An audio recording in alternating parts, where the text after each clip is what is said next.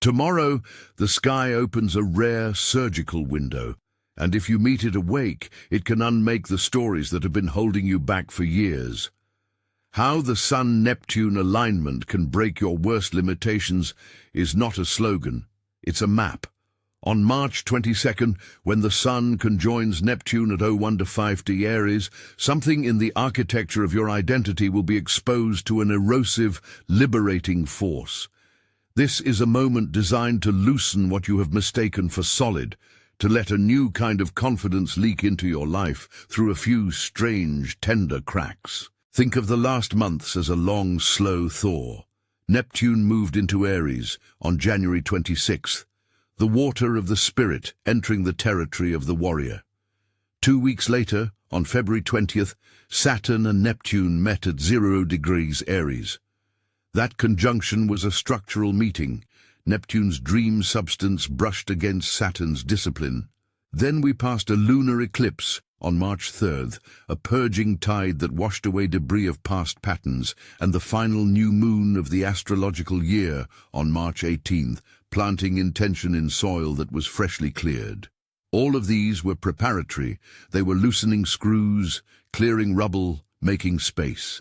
The Sun, on March 22nd, is the trigger. The outer planets have been working in the background. The Sun's brief, intense light is the match that reveals what's left to be dissolved. If this feels urgent to you, stay with me. If you want updates on these windows and how to use them practically, save this and subscribe so you don't miss the next breakdown and build guide. Let's be specific. What breaks and why? The central block we're naming here isn't lack of talent, nor is it only fear. It's something subtler and more insidious. You have been treating your limitations as facts. You've rented them a place at the table. Over time, you've fortified them with stories, habits, and identity claims. The Sun-Neptune meeting invites you to see those facts as performances, roles you've been playing because they feel safe, and then gently, or sometimes explosively, strips away the costumes. The Sabian symbol for Erowanda Aries gives us a poetic key. A comedian reveals human nature. Imagine an honest joke catching you off guard, and in that surprise, you recognize how universal your small shame is. That cracking laughter is what this alignment offers, the capacity to see the absurdity of your worst self-limiting script. Neptune dissolves the conviction that those limitations are permanent. The Sun shines a spotlight so you can actually notice the absurdity. It's not mockery, it's revelation that releases you from needless seriousness and opens a creative freedom you can use. To feel how this operates, picture two archetypes meeting, the warrior and the mystic. Aries is the warrior principle, quick, decisive, forward-moving. Neptune is the realm of vision, formlessness, and compassion. When Neptune teams up with the Sun in Aries, you don't get a passive dreamer or a reckless fighter. You get a spiritual warrior, someone who can take bold, compassion-infused steps. Mars in Pisces adds an important layer here. Right now, Mars sits in Pisces, while Neptune sits in Aries, which creates mutual reception. Each planet is in the sign governed by the other. In practical terms, that means action, Mars, becomes more attuned to intuition and vision, Neptune, and vision gets activated through direct, courageous intent. Decisions have a softer edge and a truer aim. Impulses are more likely to carry spiritual content rather than just adrenaline. This isn't carte blanche for wishful thinking. Neptune can also blur, and when it does, confusion spreads. That's why the sequence around March 22nd matters. The Sun gives you the download.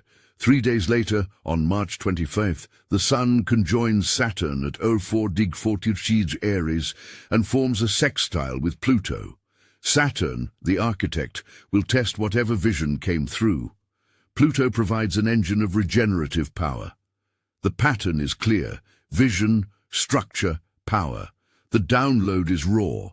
Saturn determines whether it has the bones to last. Pluto supplies the depth and transformative energy to turn that structural work into something durable. There is a 72-hour window here. Use it as a container. March 22nd for reception and insight, March 25 for concrete structuring and empowered initiation. What kinds of doors can open during this passage? There are three major possibilities I'd call the three impossible dreams that become quietly plausible if you engage this process. First, true integration of self and others, that is, expressing your authentic interior without betraying your relationships. Under normal circumstances, we split. We have a version of ourselves at work, a watered-down version with friends, and a real private self people rarely see.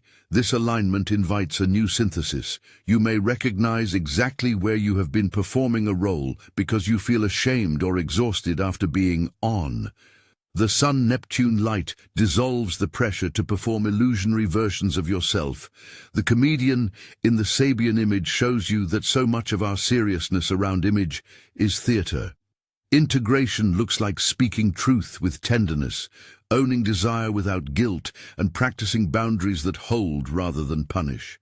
Small example, you might find yourself saying a clearer, softer no to a request that drains you and offering an alternative that keeps the relationship intact. That's not selfishness, it's alignment. If a download surfaces about where you can be more honest, write it down immediately. Ask, what is one tiny way I can be more myself with one person this week, and commit to that test step. Second, turning soul work into sustainable livelihood. Many people feel their inner work, coaching, creative spiritual practice, healing arts, must remain a side hobby because the world requires real work. The current configuration invites practical plans rather than pie-in-the-sky fantasies. Neptune unhooks you from the shame that your calling is impractical. The Sun in Aries gives you moral permission to claim your life force. Saturn on March 25th will ask for a business plan or the smallest viable structure. The way this happens is procedural and often humbling. A client offer, a program draft, a landing page, a pricing conversation, or a legal step that turns a passion into an income line. Start with microeconomics. How would 1 hour of your unique offering translate into a testable fee? Can you schedule one paid session, one workshop, or one product pre-sale in the next 30 days? The 72-hour window can reveal the vision and then demand a first practical commitment. Consider sketching a simple offer during the download on March 22nd, then refine it by March 25 for a launch test. Third, translating vision into new physical systems. This is about building community projects, starting a studio, designing rituals that hold groups, or creating processes that replicate spiritual depth at scale. The Sun-Neptune light is excellent for dreaming forms that feel soulful. Saturn is essential for making those forms real. Example, imagine a local creative collective you've longed to start. On March 22nd, you get the core theme, what the space is about, the tone, the first three rituals. By March 25th, with Saturn asking for accountability, you draft a basic meeting structure, a budget outline, and an outreach list of 5 people you will invite. These microsteps are what convert mystic impulse into organizational reality. You don't need to do everything. You need to create the first durable frame. How do you work this practically between March 22 and March 25? Here is a safe, effective sequence that honors both Neptune's receptivity and Saturn's structure. Begin by creating contained solitude. On March 22nd, choose a 2 to 4 hour block when you can be minimally distracted. By minimally distracted, I mean close apps that typically steal attention, silence notifications, and tell one person that you'll be offline for a few hours. When you sit down, set a gentle intention. I am ready to notice what wants to be seen. Bring a notebook or an open document. Have a timer if that helps, but don't feel bound to rigid intervals. Let stillness be the vessel. Next, open with ritualized noticing. a practice both simple and potent. Breathe for a few minutes until your mind settles. Then ask, aloud or inwardly, what limitation have I been treating like a fact? Wait. Record whatever comes. It may be a sentence, a flicker, an image, or a body sensation. Don't judge. Then ask, if that limitation were a role I play, what is the role's line? For example, maybe your limiting line is, I am not professional enough to charge for my work, or if I express my love, I will be rejected.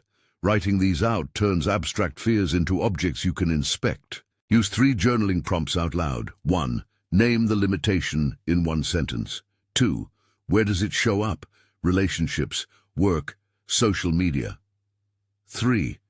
What would feel different if it were no longer true? Spend time with each question until an image clarifies. A download might arrive as a sentence, a melody, or a sudden conviction. Trust the impression, but not blind fantasy. Record it verbatim, even if it sounds silly. The Sabian comedian often works through absurd lines that reveal a deeper truth. After the noticing phase, move into a concrete first-step plan that you can create on the same day. Use this simple 3-part template as a working tool. 1. Phrase the vision or insight in 1 sentence. 2. Define the smallest possible physical action that would test the reality of that insight. 3. Set a micro deadline and 1 accountability check. For example, vision. I can teach a workshop that blends breathwork and creative coaching. Test action. Reach out to 3 potential hosts and propose a 1-hour pilot. Deadline. Within 7 days. Accountability. Text the names to my friend X and schedule 1 follow-up call. This template keeps Neptune's inspiration from evaporating and gives Saturn something to build around. Between March 22 and March 25, you'll want to notice the quality of the downloads. Some will feel like inspired, crisp directives. Others will land like fog.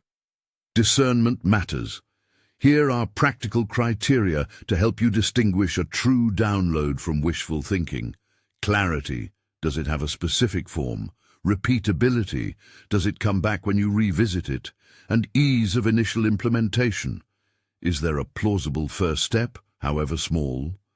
If an insight fails these tests, shelf it for later refinement instead of forcing it. And if something feels resonant but frightening, treat that fear as an index of growth, rather than proof that the idea is wrong. The Sun conjoining Saturn on March 25th will ask for durability. That's where discipline matters. Saturn will not bless dreams that lack logistics.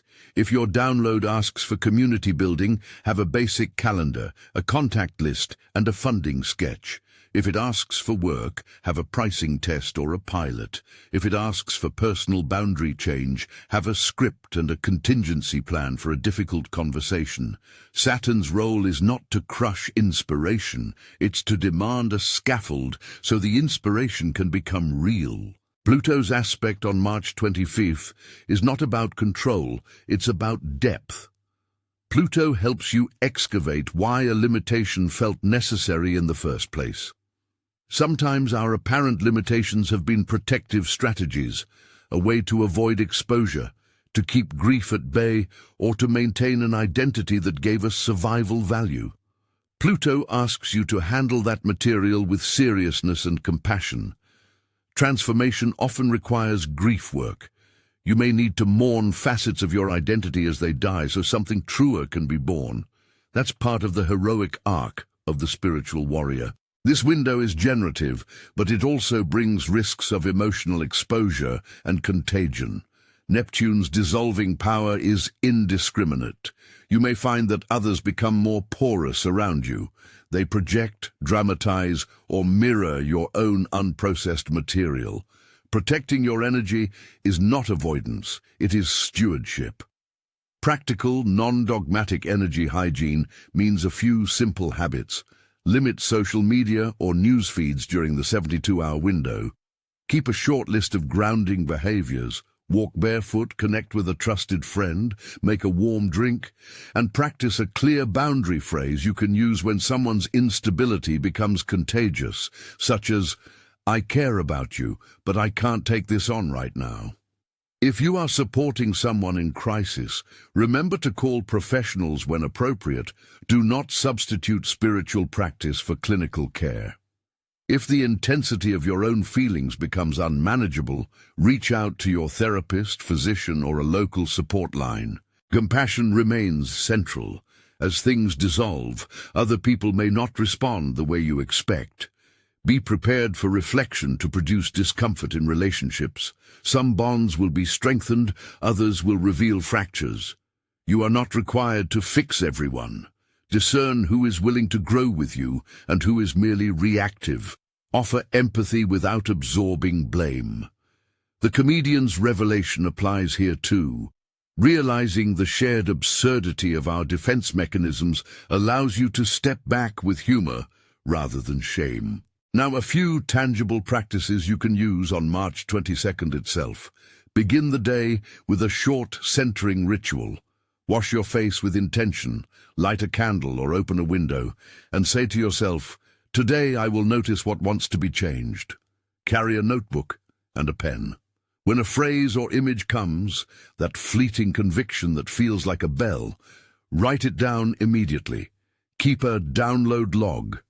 Date, time, sentence of the insight, and an immediate gut-level rating from 1 to 10 of how concrete it feels. Later that day, return to the most concrete item and apply the 3-part first-step template. If you are a creator or a practitioner, consider designing an experiment you can run in a week. Experiments are the friendly form of Saturn's testing. They are repeatable, small, and teach quickly. Examples: offer a single paid session at a suggested price and observe responses. Create a short email inviting 5 people to a pilot workshop. Post a micro offering to your audience with clear terms and measure engagement.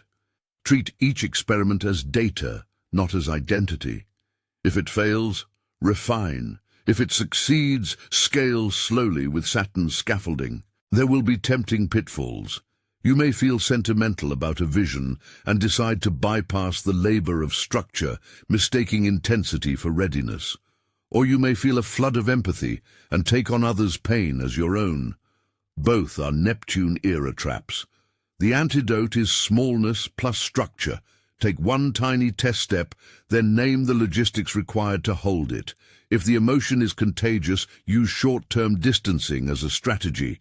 Step back for an hour, journal, and re-engage with clarity.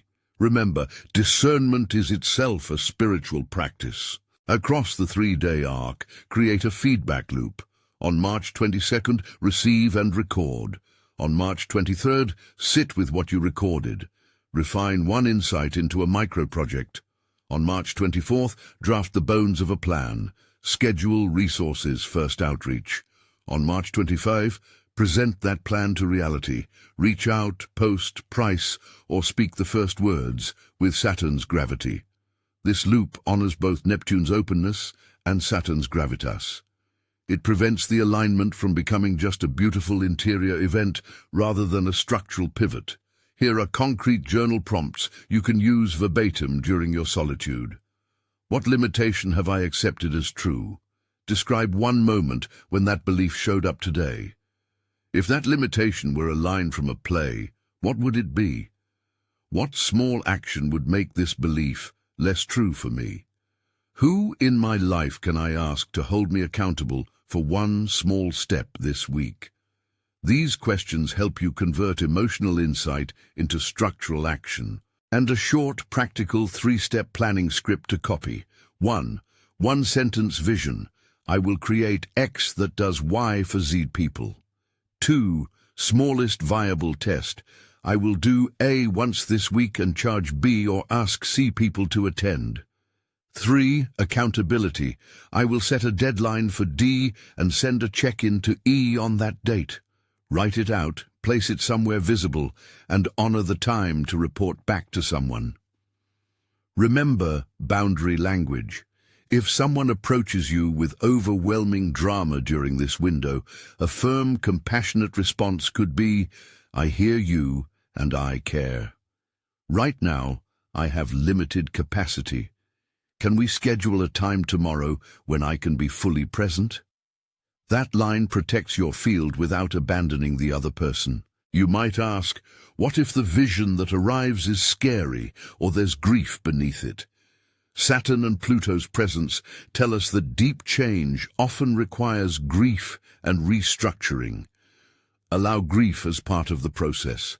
Find a trusted container, a friend, mentor, or therapist, to hold difficult discoveries. Do not use spiritual language to bypass necessary emotional processing. The alignment opens doors, but walking through them may require humility and help. How will you know this was real? Look for a few signs in the weeks after March 25th. Did you take a small, measurable step toward a vision you received? Did someone respond in concrete ways? A payment, an invitation, a collaboration? Did you find unexpected ease aligning a small habit with the new insight?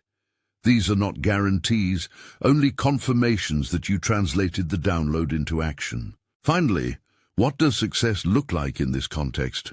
It's not automatic wealth, instant healing, or total life reordering. Real success is a modest, persistent reconfiguration. One less story you carry as unavoidable, one new boundary held without guilt, one micro-test that disproves a long-standing internal narrative. Over time, these small victories accumulate into life change.